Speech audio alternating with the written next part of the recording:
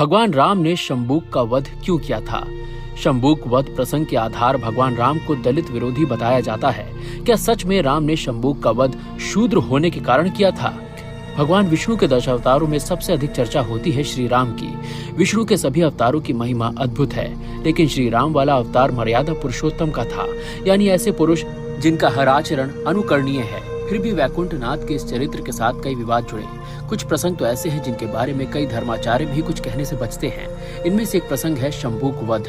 इससे जुड़ा सबसे विवादास्पद प्रश्न है, क्या राम ने शूद्र होने के कारण शंबुक की हत्या की? आइए जानते हैं कि शंबुक वध का पूरा विवाद क्या है और इस बारे में रामायण में क्या लिखा है। साथ ही इस बारे में धर्मशास्त्रों के जानकारों का क्या कहना है। वाल्मीकि रामायण में शंबुक वध प्रसंग का वर्णन उत्तरकांड में है। आइए संक्षेप में इसकी कथा जानते हैं। लंका विजय के बाद अयोध्या में उस रामराज की शुरुआत हो गई थी जिसकी इन दिनों काफी मिसाल दी जाती है। एक दिन राजा राम के समक्ष एक वृद्ध ब्राह्मण पहुंचा अपने बेटे का शव लेकर। उसका बालक 13 साल की अल्पायु में ही परलोक से धार गया, यानी वो अकाल मृत्यु थी। सवाल उठा कि भला रामराज में किसी की अकाल मृत्यु कैसे हो सकती है? ब्राह्मण ने इस घटना के लिए राम को ही जिम्मेदार ठहराते हुए कहा, नेदृशम दृष्ट पूर्वम मे श्रुतम व घोर दर्शनम मृत्युर प्राप्त काला नाम रामस्य विषय यथा रामस्य दुष्कृतम किचिन महदस्ति न संशयः यथा ही विषय स्थानाम बालानाम मृत्युरागातः न हान्य विषय स्थानाम बालानाम मृत्युमो भयमम त्वम राजजीव व स्वयं बाल मृत्यु वंशम गतम राजद्वारी मरिष्यामि पत्न्या सार्ध मनाथवता ब्रह्म हत्याम ततो राम समुपत्य सुखी भवा। अर्थात रामराज में अकाल मृत्यु की ऐसी भयंकर घटना पहले न कभी देखी न सुनी गई। निसंदेह श्री राम या आपका ही कोई दुष्कर्म है जिससे बालकों की असमय मौत हो रही है, क्योंकि दूसरे राज्य में ऐसा नहीं हो रहा।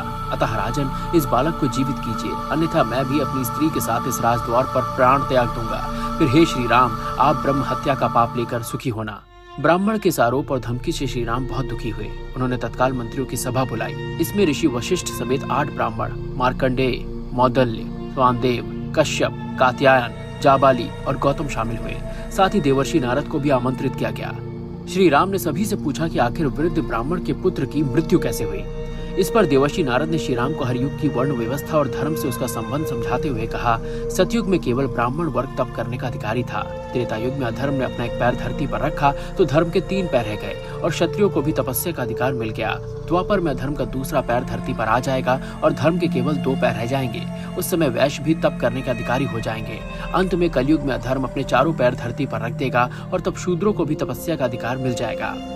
नारद के अनुसार रामराज में बालक की मृत्यु से पता चलता है कि राज में कोई ऐसा व्यक्ति तपस्या कर रहा है जो नियमानुसार तपस्या करने का अधिकारी नहीं। चूंकि त्रेता में तपस्या का अधिकार केवल ब्राह्मण और क्षत्रिय को है, इसलिए इनके अलावा कोई भी दूसरा व्यक्ति तपस्या करता है तो वह अधर्म माना जाएगा और उसके प्रभाव से राजा को अपयश और पाप का भागी बनना पड़ेगा। इसलिए ऐसा अधर्म रोकने का नैतिक दायित्व राजा राम का है। नारद सुझाव देते हैं कि राम अपने राज्य का दौरा कर तुरंत उस व्यक्ति को खोजें। श्री राम भी क्रोधित हो गए कि आखिर वो कौन व्यक्ति है जो उनके राज्य में धार्मिक नियमों को तोड़ रहा है। जब वो दक्षिण दिशा में गए तो उन्हें शैवाल पर्वत पर एक तपस्वी दिखा जो उल्टा लटक कर तपस्या कर रहा था। प्रभु श्री राम ने उसका वर्ण और तपस्या करने का प्रयोजन पूछा। उस तपस्वी ने कहा, मेरा नाम शंबुक है और मैं शूद्र हूँ। मैं सशरीर स्वर्गलोक जाकर देवत्व प्राप्त करना चाहता हूँ, इसलिए ऐसी कठिन तपस्या कर रहा हूँ। शंबुक के इतना कहते ही श्री राम ने म्यान से तलवार खींची और उसकी गर्दन काट दी। शंबुक वध के बाद देवताओं ने श्री राम की महिमा का गान किया और ब्राह्मण के मृत बालक को पुनः जीवित कर दिया। ये तो रही रामायण में वर्णित शंबुक वध की कथा। आइए अब जानते हैं इस प्रसंग पर दलित चिंतक क्या सोचते हैं। गोरखपुर के सुनील गहलोत दलित हितों के पैरोकार हैं। उनका कहना है, हम लोग खुद भगवान राम को मानते हैं, उनकी पूजा करते हैं, लेकिन उनके इस कृत्य की निंदा भी करते हैं। अब लोग ये भी कहते हैं कि यह प्रसंग रामायण में बाद में जोड़ा गया। अगर ऐसा है तो फिर इसे हटाया क्यों नहीं जा रहा? सुनील का मानना है, अगर रामायण का ये प्रसंग सही है तो फिर रामराज सबसे आदर्श शासन नहीं हो सकता जिसकी आज वकालत की जा रही है। वो कहते हैं, आज क्या हमें उस देवता या धर्म से अनुराग हो सकेगा जिसने हमें 3 युगों तक खुद से दूर रखा? क्या सिर्फ शूद्र होने के कारण किसी को पूजा पाठ से वंचित कर देना उसका जातीय उत्पीड़न नहीं? हमारा वर्ण पूछकर हमें मारा गया। आज यदि कलयुग में शूद्र वध के लोग सनातन धर्म के विरोधी बन गए हैं तो उसके पीछे शंबुक वध जैसे प्रसंग ही है। अगर ये सही है तो हम इसकी निंदा करते हैं। अगर गलती से धर्म ग्रंथों से जुड़ा है तो इसे हटाने की मांग करते हैं।